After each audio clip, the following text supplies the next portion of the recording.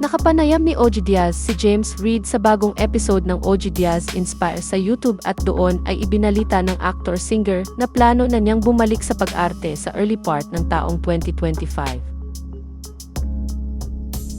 Pero ayon sa kanya, kailangan niya munang i-prioritize ang kanyang music career dahil pakiramdam niya ay nawawala ang kanyang identity noong nasa love team siya. Sinabi rin niya na kailangan niya ng drastic change sa kanyang buhay at na-feel niya na ang pag-switch niya from acting into music ay ang kind of change na kailangan niya. Ayon pa sa actor-singer, excited na siyang mag-acting ulit. Pero nang tanungin kung babalik ba ang Jaydeen, sagot ni James, "I don't think that's happening." Sinabi rin niya na hindi na siya papasok sa love team o gagawa ng proyekto kasama ang dating ka-love team na si Nadine Lustre bilang respeto sa kanyang jowang si Issa Pressman.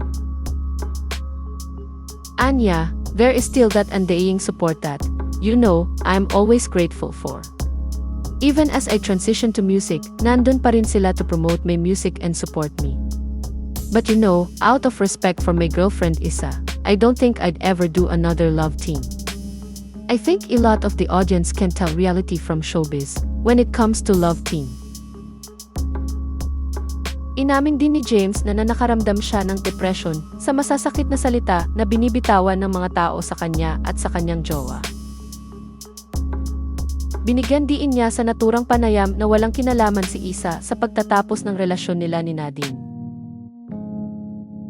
Dinepensahan din ni James ang kanyang jowa sa isyong mang-aagaw na pinupuko ng mga tao kay Issa. Ayon pa sa kanya, masaya sila ni Issa at masaya rin sina Nadine at ng jowa nitong si Christoph Barriu. Sinabi rin ni James na wala silang problema ni Nadine sa isa't isa.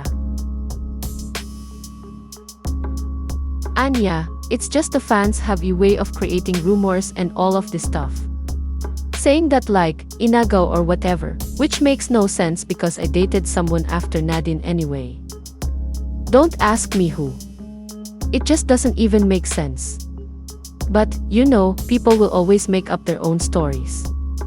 I just try my best to live a life that I'm proud of so that I can sleep at night and just focus on my life and hopefully, people will just move on. Matatanda ang kinumpirma ni James Reid at Nadine Lustre ang kanilang hiwalayan noong January 2020.